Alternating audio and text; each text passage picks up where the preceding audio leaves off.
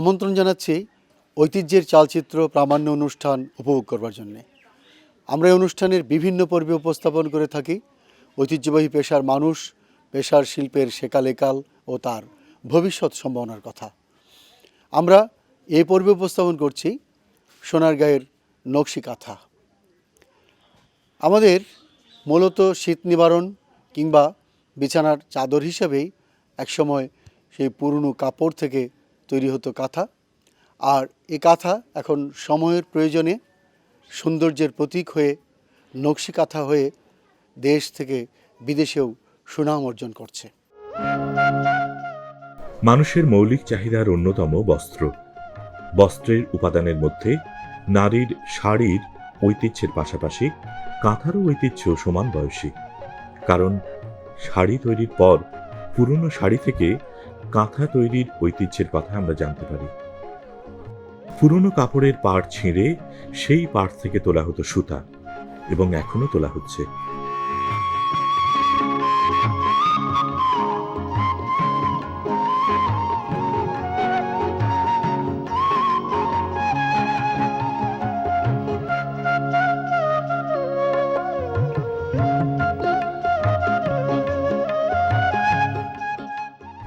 সুতা তুলবার পর পুরনো কাপড় মাঝখানে কেটে দুই টুকরা করা হয়।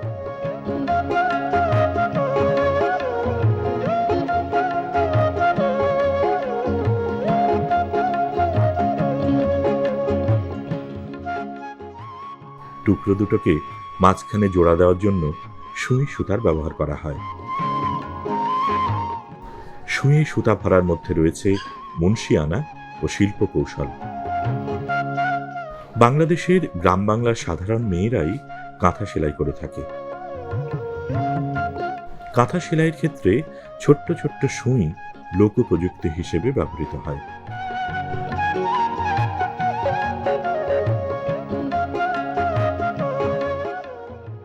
কাঁথা ফোড় বা রান স্টিচ ব্যবহার করে নারীর হাতে কাঁথা সৃষ্টিশীল শিল্পকর্ম হয়ে ওঠে।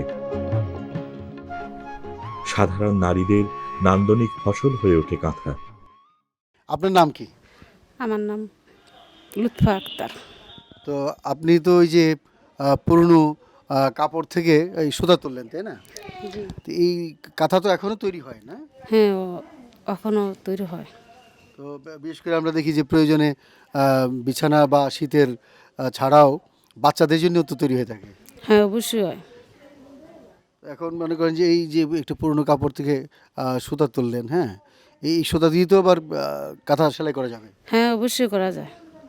আর তার সঙ্গে নতুন সুতাও। হ্যাঁ, নতুন সুতা লাগান যায়। পুরনো কাপড়ের তৈরি কাঁথা শীত নিবারণ ছাড়াও শিশুদের ব্যবহারের জন্য তৈরি করা হয়ে থাকে। একটি কাঁথায় লুকিয়ে থাকে একটি পরিবারের লোকাচার এবং মঙ্গল কামনা। আপনার নাম? সুপিয়া, আপনাদের এই গ্রামের নাম? গোয়ালদি, সোনারগাঁও। তো আপনি তো এই পুরনো কাপড় থেকে কাঁথা সেলাই জি। করছেন, তাই না? জি।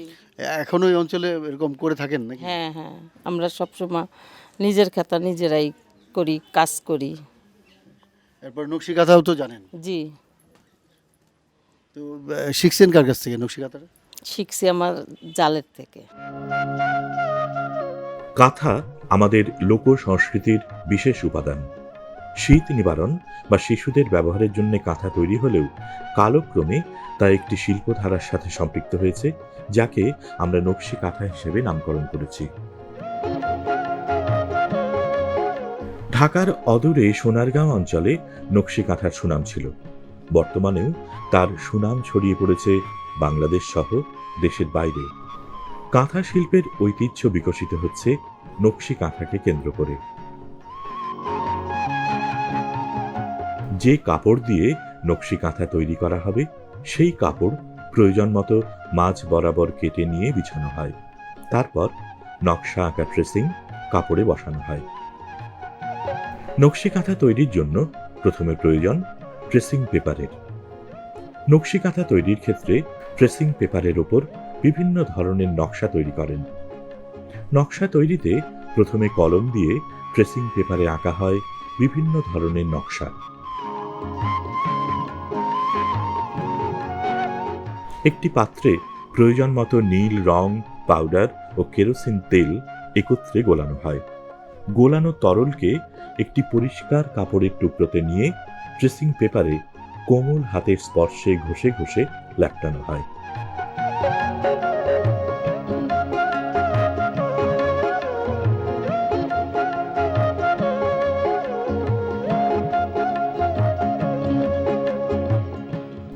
ড্রেসিং পেপার কাপড়ে ছাপ দেওয়ার পর শুকোতে হয়। নকশা করা কাপড়টি যতই শুকাবে ততই নকশা উজ্জ্বল হয়ে ওঠে।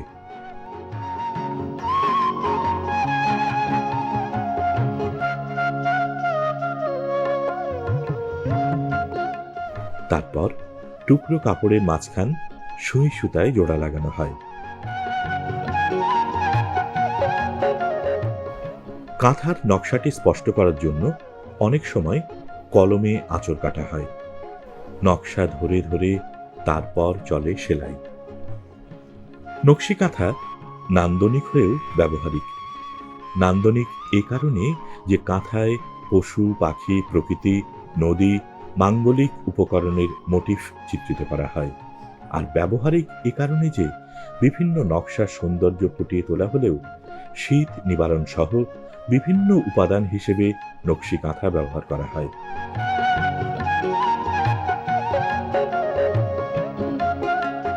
নকশি কাঁথার নকশাকারী ও সুই সুতা দিয়ে কাঁথা প্রস্তুতকারীরা মূলত গ্রামের সাধারণ মেয়েরাই। কাঁথায় ফুটিয়ে তোলা হয় জীবনেরই গল্প, প্রকৃতির সৌন্দর্য ও মাহাত্ম্য কথা। এই নকশি কাঁথা সোনারগাঁয়ে অঞ্চলে দীর্ঘদিন ধরেই তৈরি করে আসছেন হোসনে আরা, এবং তারই পরম্পরাকে ধরে রেখেছেন তার কন্যা আসমা। কথা বলছি তার সঙ্গে। তো আপনি কবে থেকে এই নকশি কাঁথার আমি সেই 5 বছর থেকেই শুরু করেছি নকশি কাঁথা। এখন মা যখন কাজ করতো, মেয়েদেরকে শেখাতো, তখন দেখতাম মা কি কাজ করতেছে, তখন কাজ করতেছে তখন দেখে দেখেই মানে শেখা হয়ে গেছে আর কি। দেখতে দেখতে শেখা হয়ে গেছে। আর আম্মুর থেকে আমার অনেক কিছু হচ্ছে, আমি প্রশিক্ষণ দিতেছি। নকশি কাঁথার প্রতি যে আকর্ষণ, তাই না? জি। নকশি কাঁথার যে ঐতিহ্য হ্যাঁ, তিনি লালন করেছেন, সেই ঐতিহ্যটাকে আপনিও ধরে রাখতে চাই। চাচ্ছেন। অলরেডি স্যার আমি প্রশিক্ষণ আম্মুর থেকে দিয়ে দিয়েছি আজকে 5-6 বছর ধরে। আম্মুর থেকে আমি প্রশিক্ষণ দিতেছি।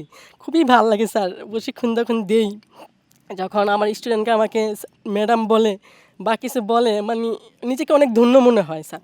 অলরেডি স্যার আমি ঢাকায় প্রশিক্ষণ দিতেছি 60 জন 40 জন। ফার্স্টে যখন কাজটা ধরি স্যার সবাই ধৈর্য হারা হয়ে যায় যে এটা কাজ করা আমার পক্ষে সম্ভব না। আমি বলি কেন সম্ভব না? অবশ্যই সম্ভব হবে, তুমি কাজটা করো, ধরে রাখো। তুমি একটা জামা করো, একটা চাদর করো, তুমি যখন জামাটা পরে হেঁটে চলে যাবা বলবে কাজটা কে করেছে? আমি নিজে করেছি। তখন সবাই বলে এত সুন্দর তুমি কাজ করো। এরকম বলে বলে স্যার অনেকের কাজ শিখাইছি, কাজ অনেক সুন্দর হয়েছে স্যার। এই যেটা আমার নিজের হাতে করা পুরোটাই। এটা আপনার? হ্যাঁ হ্যাঁ, এটা আমার নিজের হাতে করা। এখানে কি কি আছে? এখানে পাহাড় আছে, নদী আছে, গাছ আছে। এখানে এই যে দেখে নদী চলে যাচ্ছে। এখানে এই যে গরু আছে, হাঁস আছে, নদীতে হাঁস করতেছে, পালকি দিয়ে চলে যাচ্ছে নদীর পাড় দিয়ে বউকে নিয়ে। যে গাছ, মসজিদ আছে এই যে পাশে, এটা হচ্ছে ঘর। এটা কতদিন লাগছে আপনার? এটা আমার করতে 2 মাস লাগছে। নকশি কাঁথা শিল্প বলা যায় গুরুমুখী বিদ্যা। গুরু ছাড়া এই শিক্ষা সহজে অর্জিত হয় না। আর এ কারণে সরকারি পর্যায়ে রয়েছে প্রশিক্ষণের ব্যবস্থা। গ্রাম বাংলায় নকশি কাঁথা শিল্পী হোসনে আরার মতো যারা প্রশিক্ষণ গ্রহণ করে এই শিল্পের সাথে সম্পৃক্ত, তারা তাদের বাড়ির আঙিনায় প্রতিবেশী নারীদের প্রশিক্ষণের ব্যবস্থা করেন। অংশগ্রহণকারীরা হাতে কলমে শিক্ষা গ্রহণ করেন নকশি কাঁথার। নকশি কাঁথার প্রশিক্ষণ গ্রহণ করে অনেক গৃহিণী স্বাবলম্বী হয়েছেন। সংসারের কাজের ফাঁকে ফাঁকে নকশি কাঁথা তৈরি করে বাড়তি আয় করে ছেলে মেয়েদের লেখাপড়া সহ সংসারের টুকিটাকি খরচ যোগাচ্ছেন। এই যে নকশি কাঁথার তো আপনি প্রশিক্ষণ নিয়েছেন, জি, কবে থেকে? আমি 20 বছর আগের থেকে আমি ম্যাডামের সাথে এই প্রশিক্ষণ নিছি।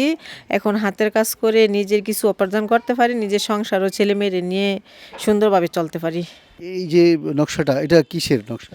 এটা একটা কাঁথার নকশা, সাধারণ কাঁথা। হ্যাঁ, ফুল।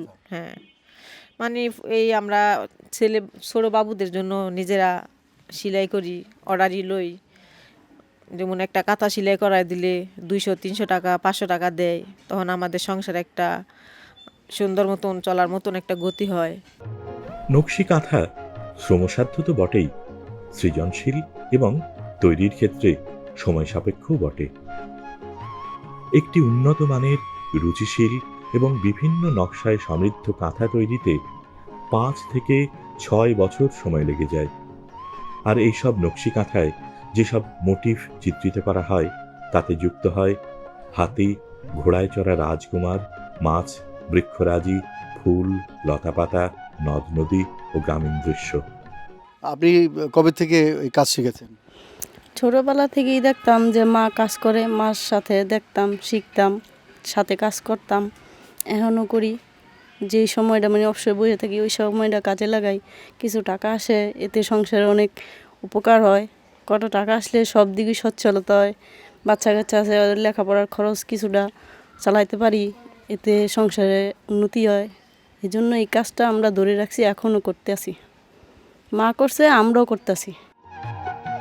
হোসনে আরা শুধু গ্রামের প্রতিবেশী গৃহিণীদের জন্যই নয়, নিজের মেয়েদের জন্য প্রশিক্ষণের ব্যবস্থা করেছেন।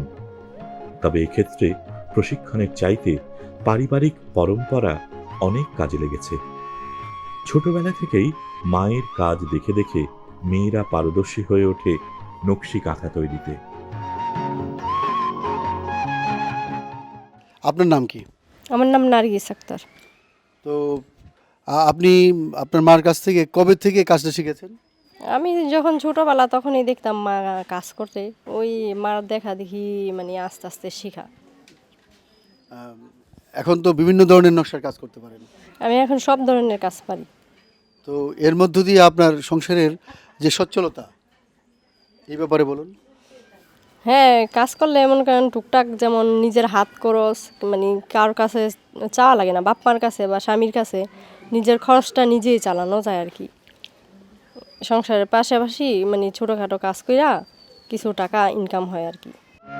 নকশি কাঁথার মোটিভ আবার এক একজনের হাতে এক এক ধরনের হয়, তবে ভালোবাসা ও শিল্পী মনের মাধুরী মিশানো থাকে নকশি কাঁথায়। পালকিতে চড়া বধূ নতুন জীবনের সম্ভাবনাকে তুলে ধরে, ময়ূর সৌন্দর্যের প্রতীক, আর নৌকা বৈঠা পারাপারের বাহন, মাছ হয়ে ওঠে সৌভাগ্যের প্রতীক। তো এই যে কাঁথাটা তৈরি করছেন, এটা কতদিন লাগতে পারে? এটা ভালো করে সুন্দর করে করলে আরও কাজ আছে, এটা 5 বছর লাগতেছে, আবার আছে 3 বছরও আছে, 2 বছরও আছে। কাজের উপরে আমাদের সিলেট। হ্যাঁ, কাজ যত ফিনিশিং যেন করা যায় অত সময় লাগে বেশি, আর যদি কাজ নর্মালভাবে করি তো সময় কম লাগে। তো এটা কতদিন লাগতে পারে? এটা 3 বছর হয়ে গেছে, আরও 2 বছরের কাজ আছে। এই ভিতরে যে একটা নকশার সেলাই আছে, কুচির সেলাই, হ্যাঁ, আধি খাতার মতন যে সেলাইটা, এই সেলাইটা ঘন সেলাই, এটা পুরাটা করলে আরও 2 বছর লাগবে। এটা কাজ কত টাকা বিক্রি হতে পারে? নিচের পক্ষে 50,000 টাকা। তা আপনি মনে করেন যে মাসে অন্তত কয়টা কাঁথা বিক্রি করতে পারেন, নকশি কাঁথা? গ্রামের মেয়েগো যে প্রশিক্ষণ দিয়ে কাজ করাইছি, ওই মেয়েগো খাতা মানে নর্মাল খাতা 1,000-এর থেকে 4,000 5,000 পর্যন্ত আছে। ওগুলি আমি বিক্রি করি আমার পেটের জন্য। মাসে কয়টা অন্তত বিক্রি হয়? হয় মাসে 5-6টাও যায়, আবার মাসে আবার বেশি, ইয়ার চেয়ে বেশিও যায়, 15-20টাও যায়। মাসাল্লাহ আমি ভালোই, আমার সংসারটা চলে। আমি কিন্তু বড় ধরনের কিছু আমি চাই না। আমি চাই আমার নকশি খাতা দিয়ে আমার জীবন চলে গেছে, আরও মেয়েরা ধরে রাখে আমার ঐতিহ্য ধরে রাখতে পারে, এই জন্য আমি এই কাজটা চালাই নিতেছি। আর আমার ওয়ালমেটই বেশিরভাগ, 3 পিস, শাড়ি, পাঞ্জাবি, তার ওয়ালমেট, কুশন কভার, বালিশের কভার, কাপড় কাইটা শাড়ির মধ্যে বসানো, তারপরে এই হাতি, ঘোড়া, বাঘ, ভাল্লুক এগুলিও কাইটা আমি শাড়ির পাইরের মতন বানাই। আবার এই 3 পিসের মধ্যে এই বিভিন্ন ধরনের নকশা কইরা এই লাকনো স্টেজ, অনেক শাড়িও 10,000 একটা শাড়িও যদি 5 জনে সেলাই করে, এটা প্রায় 1-1.5 মাস লাগে। তো 1-1.5 মাস লাগলে ওইটা আবার বিক্রি করানো যায় 10,000 5,000 কাজের উপরে আর কি। যে কোনো লোকজ মেলা নকশি কাঁথার শিল্পীদের অংশগ্রহণে আরও প্রাণবন্ত হয়ে ওঠে। বাংলাদেশ লোক ও কারুশিল্প ফাউন্ডেশন কারুশিল্পের জন্য যে গ্রাম তৈরি করেছেন, এখানেও রয়েছে নকশি কাঁথার প্রদর্শনী।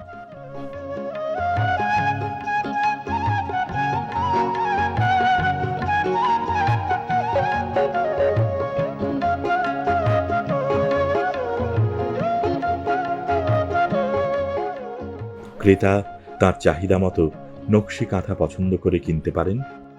ঐতিহ্য এভাবেই বাহিত হয় লোক থেকে লোকে, গ্রাম থেকে শহরে। লোকজ সংস্কৃতির অন্যতম উপকরণ লোকচিত্রকলা।